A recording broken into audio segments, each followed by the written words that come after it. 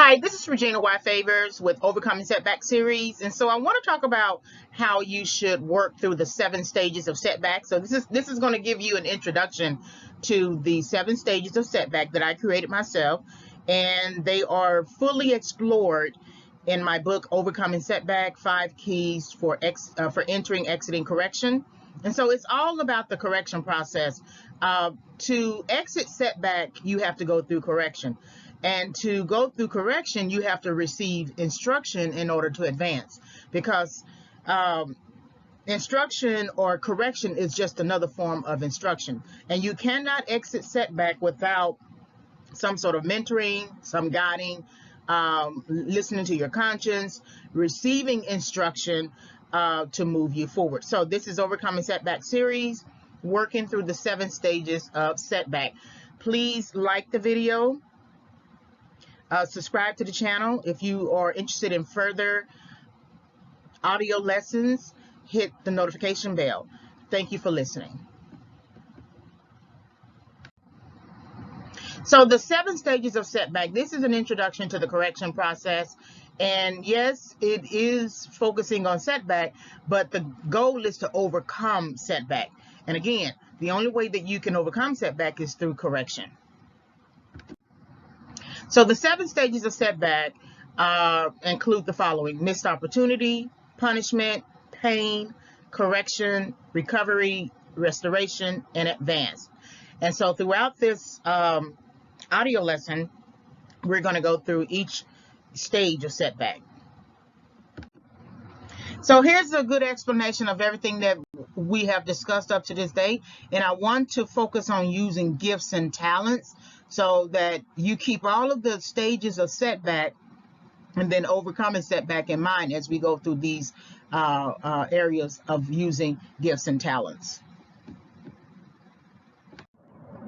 When I think about setback, I think of it as a place. It is a place of inconvenience, frustration, anger, misunderstanding, bad thinking, mistrust, boxing, and stuck. I argue that even though setback engenders a place, it also represents a type of homelessness, because if you are in setback, you are not necessarily operating directly in the calling itself.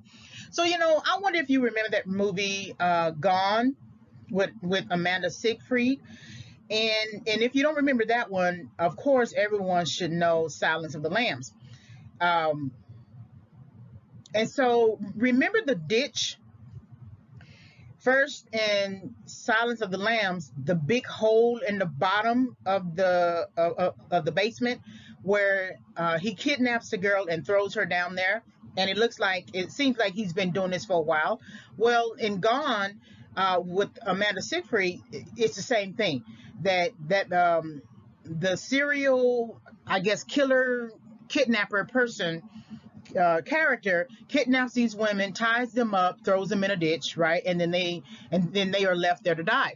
Well, I think about setback in the same way. Setback as a place, that it is like a ditch, and it is inconvenience, frustration, because it's hard to figure out what the strategy should be to pull yourself out of it. And a lot of times you really do need help, because if you think about that ditch, it's hard to grab onto something to try to crawl, or not crawl, but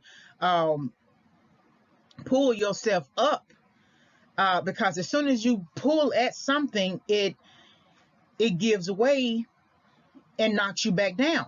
So the setback as a place, if you think about that long road in the desert that I told you about in a few slides, that you're basically homeless. You are sort of straddling something that was in your past and something going towards your future, and that you can't necessarily live in a car because you can't really thrive in a car.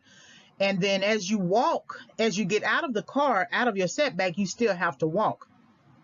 And so you're basically homeless until you can find a home or place that you can get help.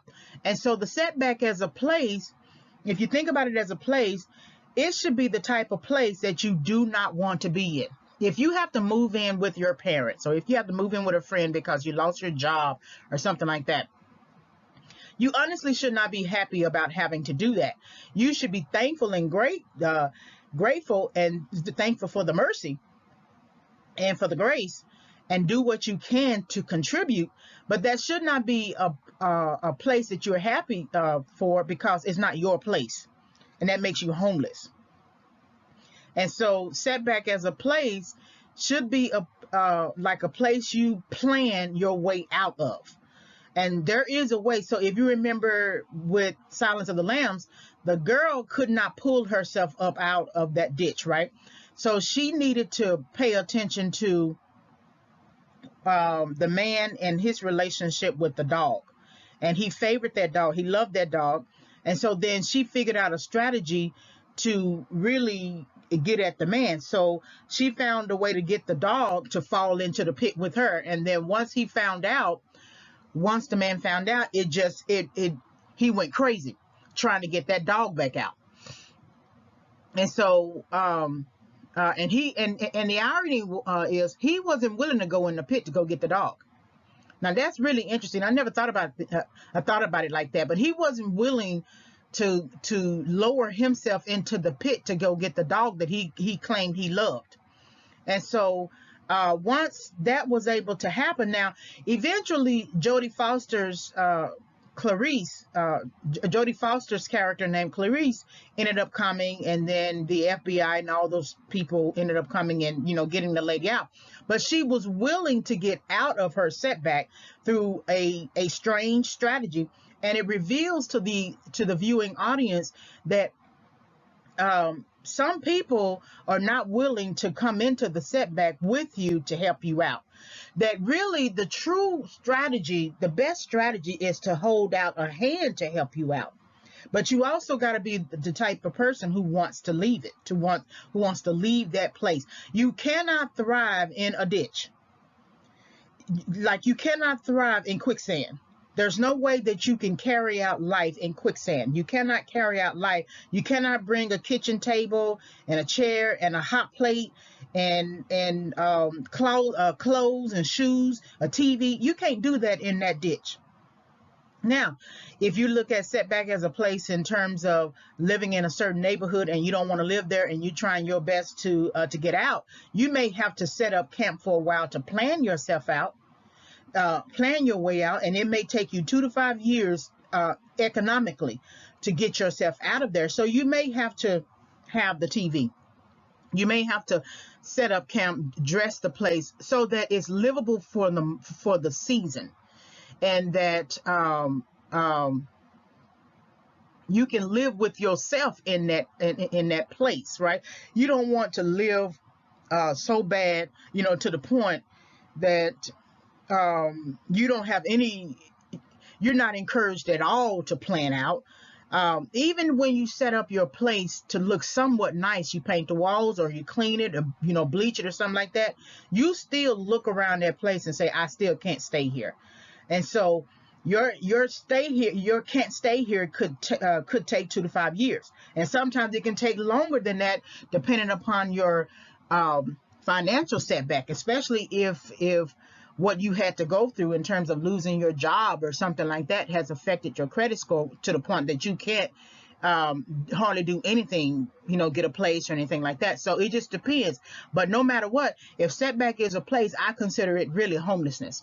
It may not be true homelessness, but if you have to move in with someone, move into shelters or something like that, then that is definitely homelessness. And of course, a setback. You can use your gifts and talents while you are in setback because you need the tools to prepare for when you exit setback, but you may be prevented fully or limited to only utilizing those tools in setback until you dig and claw your way back. People make decisions based on their immediate needs and wants and not based on the long-term impact and lifelong vision. They make lifetime decisions for a temporary short-term circumstance. So some people get into a setback, or they are forced into a setback because of their decision making. And so instead of working their way to, getting out of it, they have just made peace with the idea that this is all it's going to be. The Martian is the best example of being in a setback, and Matt Damon's character saying, I'm not going to die here. I'm not staying here. I'm not going to die here. He had, to me, he had messed up in not adhering to the instruction of the NASA captain person or whatever. She was trying to tell them it's time to go, and he was saying, well, we can stay here and, you know, finish this, when she was in charge. And so he missed an instruction, and which resulted in him having to stay behind on Mars, right? And so then he began to make the best of his situation, and he was able to grow potatoes and listen to music and plot his way. I mean, just try to understand the situation, right? But then there came a time when he was in the doorway of what looks like a doorway in that situation, and he says, I'm not dying here. I'm not staying here, basically, right? And so then he began to plot his way out of that setback. He could use his gifts and talents while he was in that setback to get him out, but he could not fully use them because he wasn't on Earth. Now, he was able to send data and information and things like that, and you could say, well, that's using your gifts and talents. But he can't fully, but he was limited to where he was. Because the gifts and talents are going to express themselves. They have to. Even if you try to ignore them, something in you will pull it out and, you know, talk it out and process it out. But you can use your gifts and talents while you are in setback, because you need the tools to prepare for when you exit setback. Meaning that with the Martian, he needed to tap into his educational background, his gifts and talents and skill development to begin plotting his way out of that setback, out of that pod thing to the rocket or whatever, and to space, and then back to their main location. I don't know what the terminology is, but he could only truly utilize his gifts and talents once he got back to Earth, and he began teaching and fully telling you what's going on and what happened and things like that. So he was prevented from basically fully using those gifts and talents because he had made a mistake in not adhering to instruction, which created a setback. And so in some ways, he was making a lifetime decision for a temporary short-term circumstance. It was storms on Mars, and the captain or lieutenant, I don't know, was telling them, let's go, and he was trying to say, wait, but the captain is telling you that there is a problem, let's go. And so if he hadn't gotten the courage and said to himself and said, okay, I can't stay here anymore, then he would have been there forever. So it's important about the decisions that you make, because you can make something, you can think you are making a right decision, and then it end up to your detriment. So you want to be sure about that. I think that was a very good movie and very good example to use here. Usually people base their decisions to leave on some short-term emotion. Somebody did them wrong, and to pay that individual back, the person leaves. It does not hurt another person that you leave the job or a position or an opportunity. It only hurts you because you miss out on the learning process that comes with the opportunity. And some people who do hurt you teach you something about life and how they see themselves in the larger scheme of things. So people emotionally leave all the time. They might want to get into the process of trying to overcome the setback, and they go through the steps, not thinking, or the stages of setback, not thinking. But then someone offends them and they emotionally leave. And when you emotionally leave any situation, you are just procrastinating your learning process, because, as I note in other audios, the learning process that you fail to receive and complete is down the road. It's down the road. And if you get an opportunity to be corrected in your thinking, you should consider that as a gift. Making a lifelong decision not to learn in the moment will affect the many decisions that you make in the short term that might be necessary. We also make the types of decisions that will ultimately lead to burnout. Context matters. Burnout might result from spending too much time at work and not enough time at play. Burnout might also result from the opposite, spending too much time at play and not enough time at work. We often rest when we should be working, and work when we should be resting. So, for instance, If you are a person who has never taken responsibility for anything, but then you are thrust and forced into taking responsibility, whatever work that is going to wear you out quickly, because you're not used to that. And so it's going to take a process to process you through the idea of work. And then if you are the type of person who work all the time but don't rest, you're going to receive burnout too. You're going to experience burnout because you never rest at all. You need to make sure that you get some sleep, but you also need to make sure that you take a week off for vacation. And you don't always need to do everything on that vacation. You don't always need to clean out your house on vacation, wearing yourself out. Maybe you need to clean out your house on those 2 days you are off during the week, and maybe do it over the course of 6 months, so that way you can still be rested. But sometimes people still work when they are on vacation. And so I often say to myself, and I've said this, and I don't know if I've heard it from somebody, but I definitely say it all the time. We often rest when we should be working, and work when we should be resting. Burnout requires that you overindulge your fantasies too much, too many times, and to the detriment of common sense. Burnout requires that you go too fast, make too many moves without pacing yourself, and promise to over deliver beyond your capacity. And so that really sometimes that really comes out of or results from people pleasing. People pleasers usually burn out quicker, but it's not as quickly as you think. They still do so much for someone else, or for a group of people, and then their burnout comes um, quicker because they're trying to do what they're supposed to do, and they're trying to do what everybody else is supposed to do. You know, if you look at life like this, all your goal is just to provide the opportunity. You can't accept the opportunity. You can't provide the opportunity and accept the opportunity at the same time.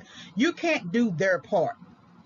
When I tell students, when I run into sometimes students who are struggling or whatever with their homework and don't want to get it out, I have to do this little spiel that I do all I'm supposed to do as the teacher, but I can't be your student. I can't be you as the student too. When I plan things, I can think of you as a student, consider you as a student, but I'm the teacher in this context. And so you got to, at what point are you going to be a student? And so sometimes I struggle with that as when I was a new teacher years ago, trying to make sure everybody get it and trying to do all I can to make sure you understand or whatever. Well, you got to position yourself to understand too. At some point, you're going to have to get your studies out. You're going to have to sit down, learn this thing called composition, and respond and do your assignments, read, etc. So burnout usually results when you over deliver beyond your capacity. That you should know your capacity and what that actually entails, and then don't go beyond your capacity, especially within particular types of contexts. You promise and promise and promise, struggle with your promises, try to make another promise on top of that initial promise, pull at something or somebody to help you fulfill that initial promise, demand of others to fulfill their promises so you can fulfill yours, make life inconvenient just to get within spitting distance of fulfilling that initial promise, pray that you can fulfill the promise, and fall flat on your face when you realize that you cannot fulfill the promise. And usually we honestly have that understanding at the very beginning. If someone is calling and asking you for money and you say, I can't afford that, that should tell you right there that you cannot fulfill the promise. What we do is we say we can't afford something, but then try to find a way to afford it. And because we don't want the person to hurt or fall on their face or something like that, but sometimes they just may have to fall on their face. That's not being mean, because you can't afford it. You can't give away your rent. You can't give away your mortgage, right? And so that if you give away that money, you're giving away your livelihood. You're giving away your shelter costs. And if they have to turn around and ask you for rent and for mortgage, part of their mortgage, that lets you know they're not good with their finances. Because why would they get a house if they can't afford it, right? Sometimes situations happen and the mortgage rate is raised, or the amount that you have to pay is raised, right? Okay, that may be a little bit different because you weren't expecting that and your job doesn't really cover that. But someone shouldn't have to ask you for their rent or their mortgage every month either. So you want to be careful about how the promises you make. You need to know for certain that you can fulfill that promise, and it can't be to the detriment of your finances or your mental faculties or your time, or like some people, promise, okay, I'll take care of your kids over the weekend, but then you get to the weekend and you had such a hard weekend, you're tired. Well, you shouldn't have promised, because you don't want to have a situation where you are asleep in the house and all the kids are running wild and something happens to them too. And so you got to get to a place in your life where no has to be an option, or for certain people that you deal with, it may have to be the default. So promising and promising and promising beyond your capacity will add stress to your life, and put you on the path of a heart attack or a stroke.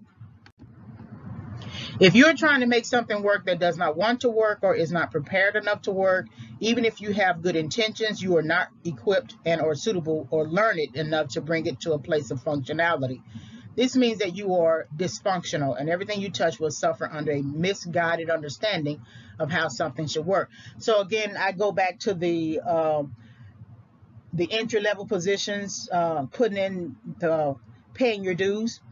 A lot of times people will try to move themselves up beyond their functionality, and then by the time that they get to certain contexts and levels, they don't have the requisite skills and knowledge, and they don't have the requisite record of success. But then they try to make something work based upon whatever understanding they have at that time. And the thing is that when you try to do that, it's going to affect everybody around you. So if you are not the type of person who does stuff on time, then it's going to affect the timing of everybody else. And there are certain situations that timing has to matter. If you have to meet a deadline to send financial statements to the SEC, or if you have to meet a deadline for a loan application, a business loan application or something like that. If you have to meet deadlines for certain reports that you have to turn in to your manager, and your manager has to have time to go over it to turn in to the director. Okay, timing is important. You can't be a person who doesn't appreciate time. You can't be a person who says, well, I'm gonna get it in, don't worry about it, I'm gonna get it in. That's not gonna work in certain types of contexts. You got to be the type of person who does things in decency and in order. Otherwise, you're going to affect the functionality of the whole department and that level. And then what happens is, when you don't have the right understanding about how to conduct the task, you're going to operate with a misguided understanding of how something should work. So you're going to think that, well, this is how it should work. You wait to the very last minute to do something and you can still be successful. That's a misguided understanding, because anything that you do overnight is not of quality. I had to learn this the hard way, and I didn't learn it really until I became a teacher. But I used to write my papers. There were some papers I wrote and used all of my timing to do it. I prepared well. Those tended to be the research papers. And then there were some papers I waited to the very last minute, the night before the paper was due, and I was crying and saying how I should have done this earlier or whatever. And I don't know why I do this to myself. I was a procrastinating queen. And so then I was able to finish the paper and get it done and print it out. And then I breathed this sigh of relief. Okay, I got it done. But that wasn't quality. I didn't learn that until I started looking at my papers for a book I wanted to write. And then when I began teaching and reading papers and things like that, I realized that what I was doing at that time was just not the right thing to do. And that I operated with a misguided understanding that many students do, that your best work comes when you wait to the last minute. Or let's say it like this: when I wait to the last minute, my best work, all of my ideas just come to mind, and it seemed like it's just good. It's just, the best that I have to offer. That can't be the best, because anything that you want to do that is of quality is going to take time, and that is the better guided understanding that you need to have to understand how something should work. For example, you decide to resolve systemic racism, but you do not study the problem enough to implement action. You have no academic background, as in completing a degree in political science, psychology, or sociology. You have not demonstrated an attachment to the concept through volunteering with organizations and or gaining some idea about the issue through personal and or professional research. So the previous example that I showed you was about waiting to the last minute to write a paper. This example is now lacking the full capacity to understand how something should work, how resolving a problem should work. Resolving a problem, say for instance, like systemic racism, should not only involve marching and protest. That is not how the system is going to begin implementing change. The system begins implementing change through legislation, and you have to take the time to approach city, state governments. I mean, city, local, state governments, and then the federal government. And that eventually you're going to have to come off that path of marching and protest, get into a law library and study the law concerning that particular issue, and then begin writing briefs and designing change. And the best way to do that is to go to law school, or take some kind of policy making, regulation type degree, or major in these three disciplines I just mentioned, as a way for you to begin thinking about how you're going to resolve systemic racism. Talking about it, going on, social media, that's all good, and that's good in terms of coming up with ideas, studying the system in terms of how people perceive it and understand it, and then you come up with some kind of essay, report ideal or something like that as a way to begin the process. But marching along is not going to solve the problem. Studying a problem of this magnitude requires exposure to graduate education, which includes theories and practice. You have no professional experience in serving for an organization, agency, company. It helps to teach the subject matter before attempting any resolution of the problem. You learn what you teach. If you do not want to teach, then you serve in another capacity that provides you with the training on the job. The more time you spend in a position, the more you learn about the system. And so if you are going to take something system by system and then look at the full totality of systemic racism, then you should surround yourself around it. Surround yourself with it. You should put yourself in different contexts and geographies, if possible, to try to understand it, and take notes and keep a journal and write on it, and produce scholarly work on it. Because anytime you want to fight against the system, you're not going to do that in the summer. You're not going to do that in a year. You're not going to do that in 5 years. You're going to do that over some time. That's going to take a grit. You're going to have to have a mastery goal orientation. You're going to have to think about achievement versus accomplishment. And so you have to study the problem. Because what if you are ever called before Congress to discuss the problem, right? If you ever want to speak on an issue before Congress or before the Senate or before any sort of guiding organization, I would watch examples of those sessions and meetings before you make a decision like that, especially expert panels. You listen to experts and you can tell they know what they're doing, that they have studied the problem, they have lived in the context of how those problems are solved. They have surrounded themselves with it. They have 10, 15, 20, 25 years of contribution, of implementing their contribution argument.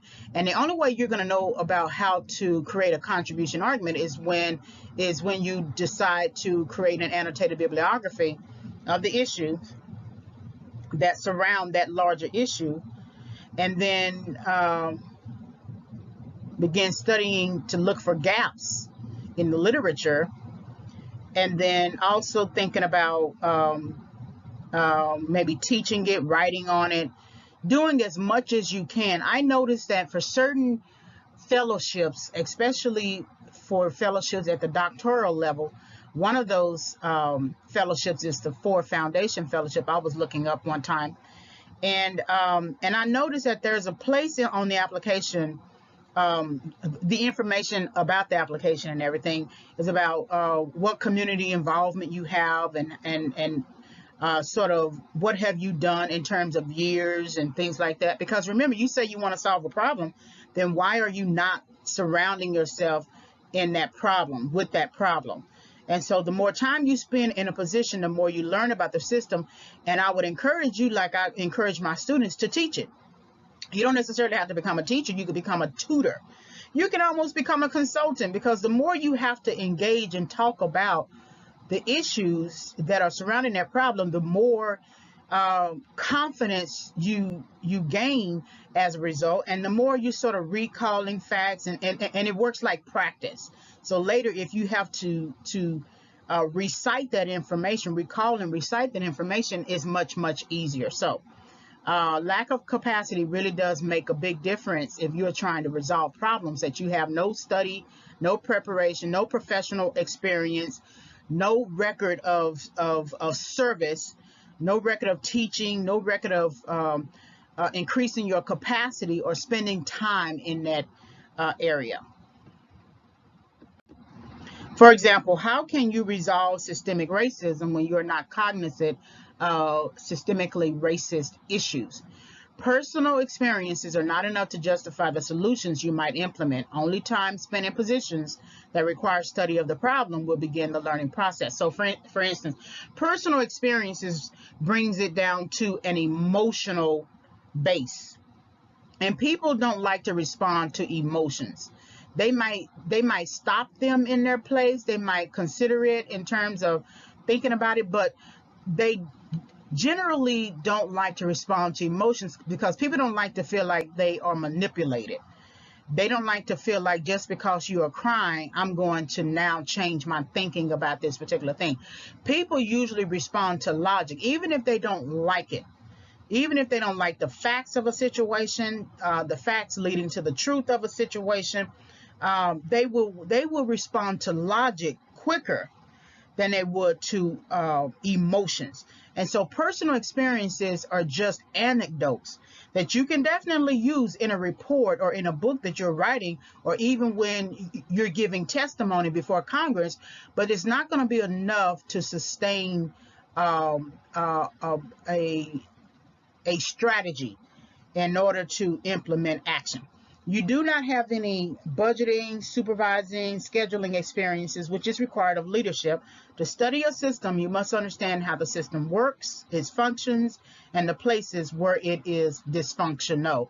And there is a way. So for instance, right now we have this thing going on about police using chokeholds, right? Or police using their knee on someone's neck, or police spending too much time on somebody's body while it's in the prone position. That's a gap. That's creating a system that is part of the system that is dysfunctional, because anything that you do to try to take down a perp shouldn't result really in their death, right? Especially if you are using the right tools. So for instance, in a current situation that's going on right now with Dante Wright, there's the officer yelled taser, taser, taser, but she pulled out her gun to shoot him.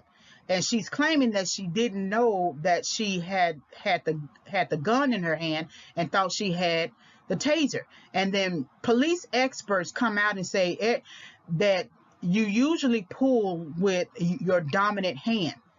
So if your dominant hand is the right hand, that's where your gun would be, and then vice versa. And then the taser will be way on the other side.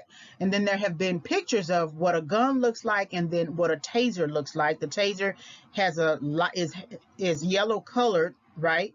Neon colored or something like that. And the gun, of course, is black. And so when police officers do not know how to use their dominant hand to pull the right tool to take down the situation, that becomes a problem. And the person who did that, the officer who did that, was actually a supervisor, I think, and she had been on the force for some 20 years. So how is it that she doesn't know that? So that's what I'm saying. So you have to study the system. You have to begin looking at instances of officers claiming that they have one thing and really using another.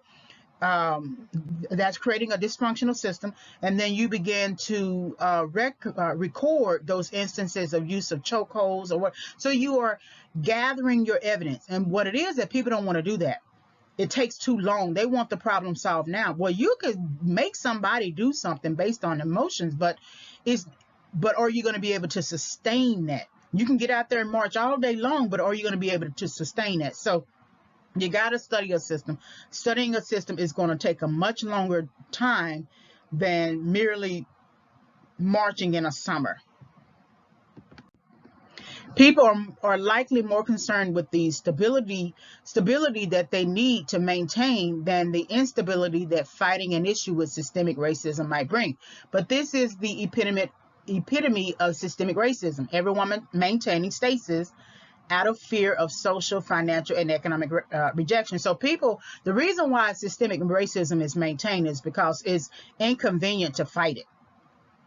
And a lot of people believe that if it doesn't really affect me directly, why should I fight it? And that really comes from the dominant society, the ruling class, that it doesn't affect me. In fact, I benefit from it. So why would I want to fight something that doesn't affect me?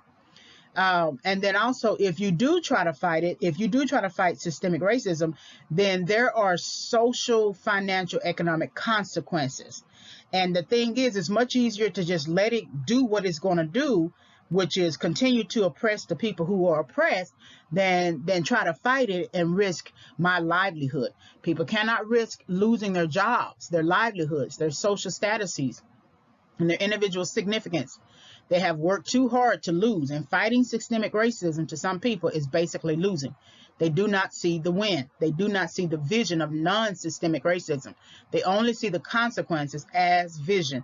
They do not want to fight what they believe to be a losing battle. So if you get a lot of celebrities, and I mean some big-time Hollywood celebrities, beginning to fight systemic racism, I think some things could be changed. But they're not going to risk the work that they have put into becoming an A-list superstar, A-list Hollywood person. They're not going to risk that. They only begin risking that once they get much older. They're not really in high demand as an actor or actress, and now they want to contribute, right? And I'm not saying their contribution is not significant, but usually when you are willing to take risks, I think that's when it really matters. You don't always necessarily, if you don't want to march, you don't have to march, but you can create a scholarship.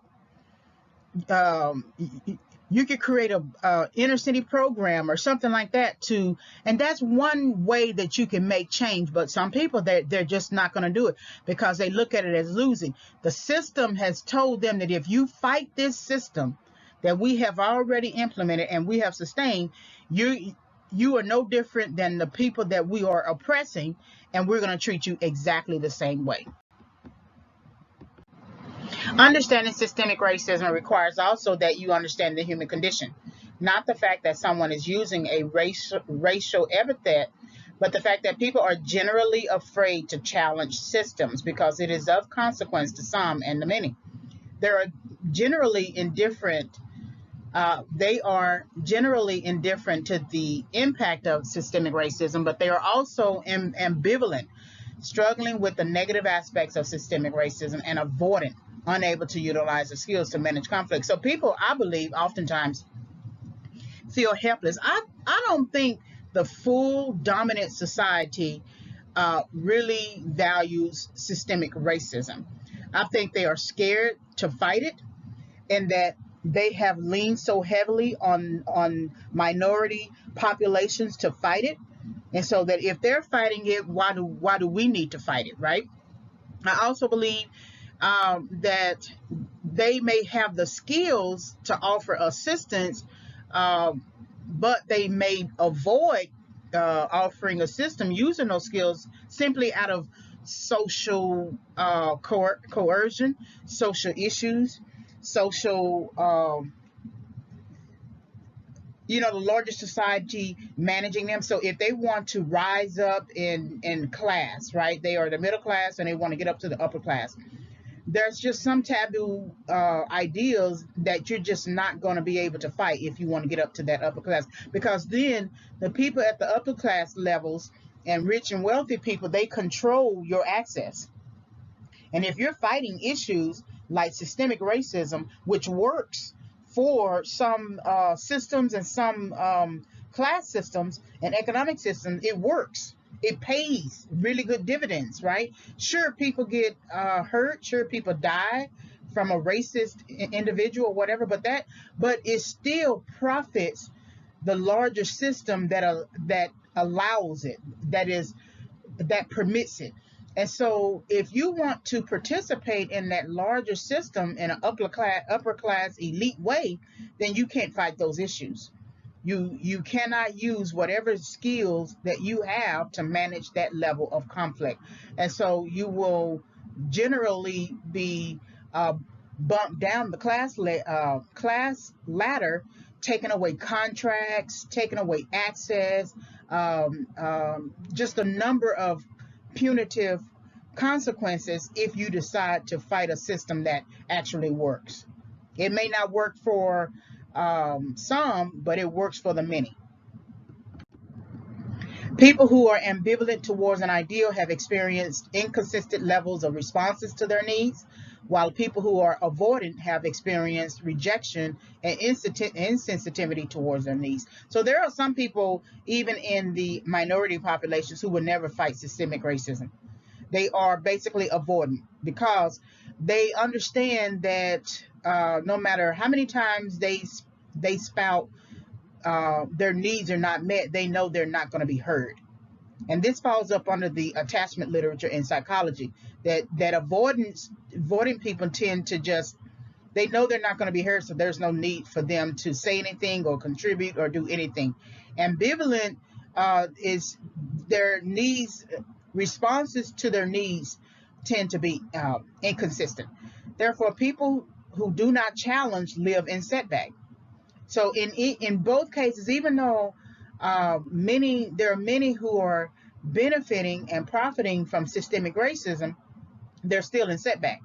And the many who won't challenge the oppression of systemic racism, they are in setback. And then the oppressed are always in setback, no matter what. That's why there's no such thing as equality. There's no such thing really as equity, but definitely equality. Even though we have the equal protection clause, meaning equal application of the law in the U.S. Constitution, that does not necessarily mean that it is equality. There's just equal application of the law. So if, for example, if men can go to college, women should be able to go to college too.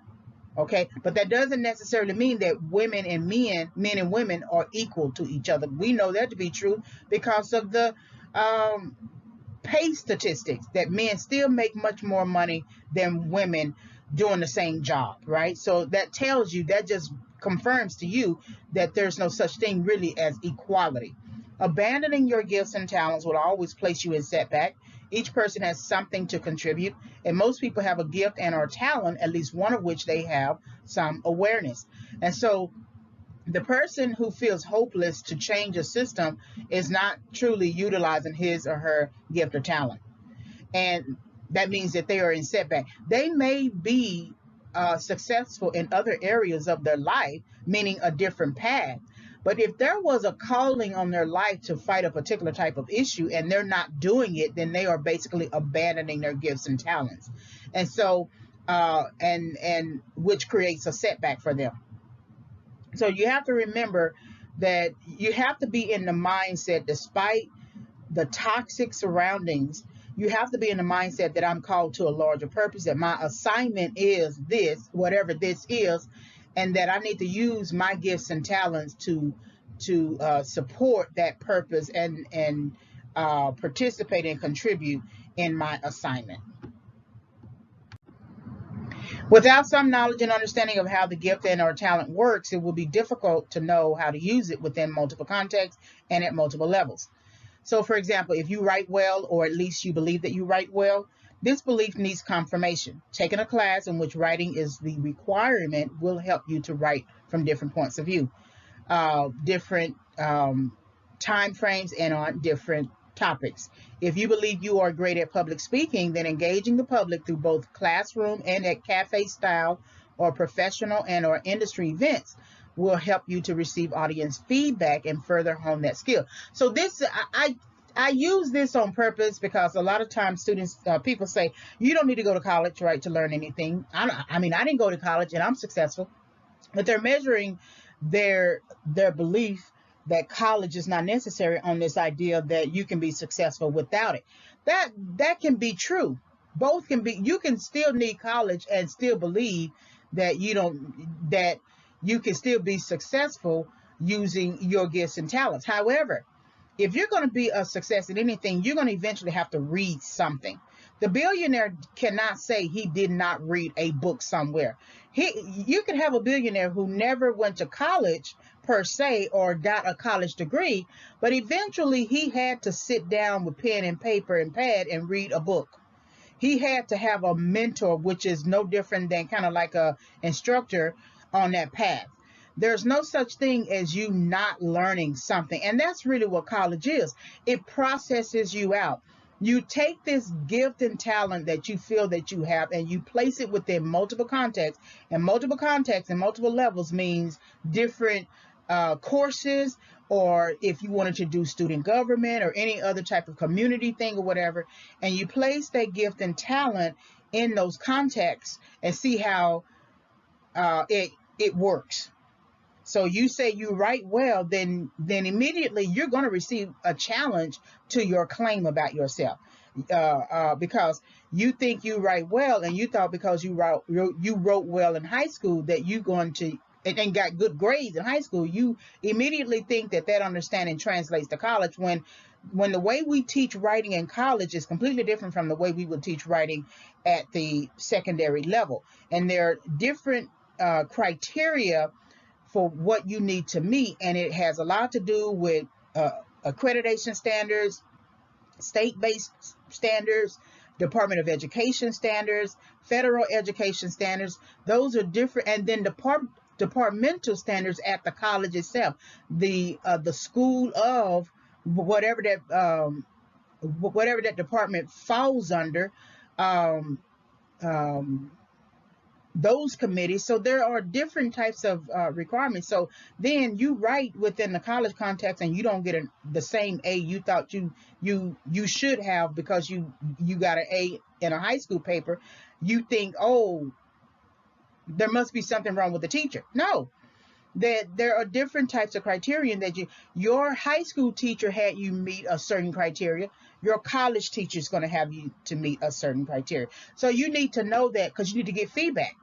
You need to understand that you are changing systems as well, that the feedback that you received in one area is going to be a lot different in another area. And so so if you say I get all my grades are A, then you're basically suggesting that you don't need to learn anything more, and that's you operating with a fixed mindset. And if you are familiar with mindset, fixed mindset versus growth mindset, with Carol Dweck, where she basically compares a fixed mindset and growth mindset. The fixed mindset, I'm fine, I don't need constructive criticism, I got this, right? I'm an A student, right? And versus growth mindset, meaning that I can accept challenges, I do need constructive criticism. The A may not necessarily mean the same A that I got an A in something else, so I still have to build my skill. So it's all about skill development, because if you think that you are just this one thing, it doesn't leave room for feedback in other areas of your life as well as that one area too. People often use this statement, I will wait until I get there and then I will do it. So this is about procrastination. But if you are not doing the thing you say you want to do, how do you know if you want to do it? How do you know if you have the passion for the thing you want to do? How do you know you will even be good at it? What are your records of successes and failures in the thing you say you want to do? And so that's one of the things that we always do. We want to wait for perfect conditions. But I was talking to students. I do this sort of introduction thing um, at the beginning of the semester where I have the students go around and give me their name, their major, and their transfer institution, and what have they done to prepare to date for transition, right? Even if it's their first semester, I still want them to run through that list of things, so it gives you some insight into what you should be thinking about. And some students will say, well, I don't have a major just yet. And you take into consideration that they might have just started the institution. That course, it's their first course. But eventually, I make this point, eventually they're going to have to come up with a major within at least the next year, academic year, because the workforce is becoming extremely specialized. And it's specialized, especially with technology. And so if your first to 2 years at the community college level could run just like that with the snap of a finger, and you'll find yourself at the university level still not knowing what it is you want to do. And so one time before, in one class, I think 2015, I asked a student who said she was a math student, and I said, so what level of math are you working at, or whatever? And she told me the level, and I said, okay, so are you practicing math on your own? And she said no. And you know, you do not always want students to get ahead of themselves, but how do you know beyond a shadow of a doubt that math is the thing you want to do, right? Because you shouldn't necessarily wait until you get to the course to begin practicing with math. So if you're very good already at algebra or trigonometry or geometry, I would encourage students to go to a local independent bookstore, go to the math section, and pull out the calculus book and see if you can work out those problems. Because it keeps your interest, that tells you ahead what to expect, and increases your passion. You may not know how to work out the problems. It may look like a foreign language to you, but at least you know what to look for going forward. When I talk to the students about accounting, students, I said, one student who says, okay, her major is accounting. And the first question I ask that student, so do you have a love for the numbers? And everyone in the room looks at me strangely when I ask that question. Because the reason why I ask that question is accounting is not about just the high pay and being an accountant. Accounting is about numbers and looking at numbers all day, every day. You will hold up in your office and you are looking at numbers all day, every day. And if you get to 12 noon on an 8:30 to 5 o'clock shift, saying that I'm tired of looking at these numbers, that's not the field for you, because that's what it requires. So then you don't need to necessarily wait until you get there. Sometimes going and go get an accounting book, some little practice book, and seeing if you can understand the concepts should validate that, oh, okay, this is what I should be doing, right? And sometimes, again, you may not get that understanding until you are deep in it. You know, I liked accounting. I thought it was very interesting, but I don't have the patience for it. I can read a financial statement. I can perform some actions on a financial statement, but I don't have the patience to be an accountant, and I don't have the passion for it. I'm an English teacher, and that's my passion. So there's something that you want to think about, because it's not necessarily you getting ahead of yourself. It's just trying to research and see what is ahead of you. So answering these questions requires you to engage your gift or talent, Place it into multiple contexts to get feedback, revise, and advance to the next skill levels. Not exercising your gift and or talent procrastinates the learning process and thus procrastinates your ability to move forward. When you do not move forward, you become stagnant, and stagnancy leads to failure. And that's what you want to look at, because you have to aim to win. And so procrastination keeps you from that aim. And the more you procrastinate, the more you become stagnant in the thing that you're doing. A lot of times we procrastinate in one area and don't procrastinate in another. And so then in the other area that we're really not supposed to have true success in, we just stumble into having success in. We give all our time, we allocate all of our efforts. But then as we continue to walk on that opposite path, we don't feel the same kind of passion that we felt when we were going on the other path that was slower. But the slower path did not net enough money. It wasn't fast money. It wasn't consistent money. You didn't know if you were going to get paid, that kind of thing. But you shouldn't base every decision you make either on money. And so you should make sure that you are on the right path, because otherwise, when you do decide, if you choose a different path, it creates a setback. And when you do decide to go back to the original path that brought peace to you, you're still going to have to go through all of those processes that you skipped or that you ignored and abandoned, and still go through all those processes and work it out. And you're going to compare the two and think, well, I did this over here and I got success. That's not the same thing. That what you were supposed to do on path A, and taking a longer time going the narrower way, is completely different from what you did on path B, which is the broader way. And people will throw anything at you on the broader path. They would throw all types of money and successes and access and things like that, because they have other agendas themselves.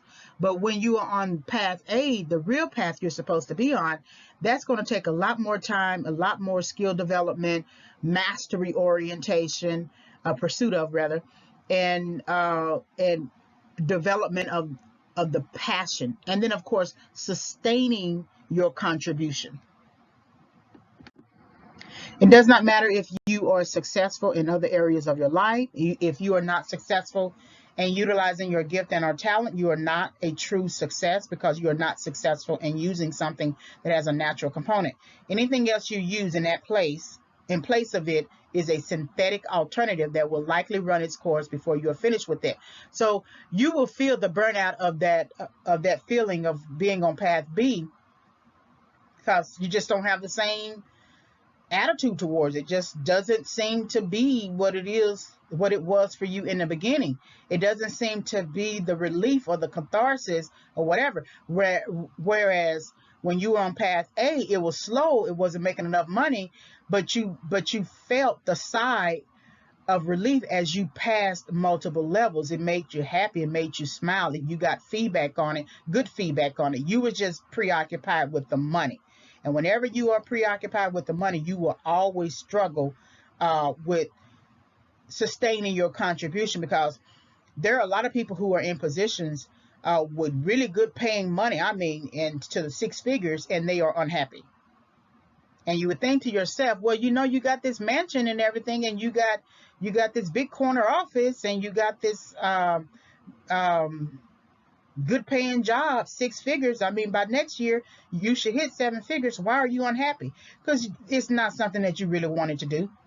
You chose it because out of somewhere you felt like you were in deficit financially, and you needed to make a quick decision about something, and so you chose another path to do it. I forget his name, but one of Trump's ghostwriters, and I forget his name, he was in sort of like some situation in his background that prompted him to sort of connect with Trump to write his book. And it was fine during that time, because he thought that Trump was the real deal. But then later, when Trump, years later, when Trump decided, Tony Schwartz, when Trump decided to run for office, and we realized that he wasn't exactly the person we thought he had been all this time. Tony Schwartz has tried to sort of distance himself from that book, and so he needed to make a decision based upon he needed to make a lifetime decision based upon a short-term circumstance. And so it would have been better for him not to be the ghost writer for Trump, but just to write about Trump. And then like many other authors who have written about Trump, you don't see them, sort of distancing themselves from the books that they have written. So it does matter. So somewhere he had procrastinated in rebuilding himself financially, and he took a quicker route to get quicker money and become a quicker success to this day now that he kind of regrets. Death for a person who refuses to use his or her gift and or talent is the epitome of setback, because the person no longer has access to life for redemption and to utilize a second chance. It is better to work through the issues that come with utilizing the gift and or talent before you get to a point in life where you no longer have the opportunity. Waiting too long to resolve problems is one of the most difficult decisions that often leads to personal tragedy. So, I don't really weep for the 80-year-old, 90-year-old, 105-year-old who dies. I don't weep for that person. Because they have lived out their life. Hopefully they did utilize their gift and talent. I will weep for them in that way. But they have lived out their life to the best of their ability, making the choices that they've made, and they have lived a long life. I weep for the 20-year-old.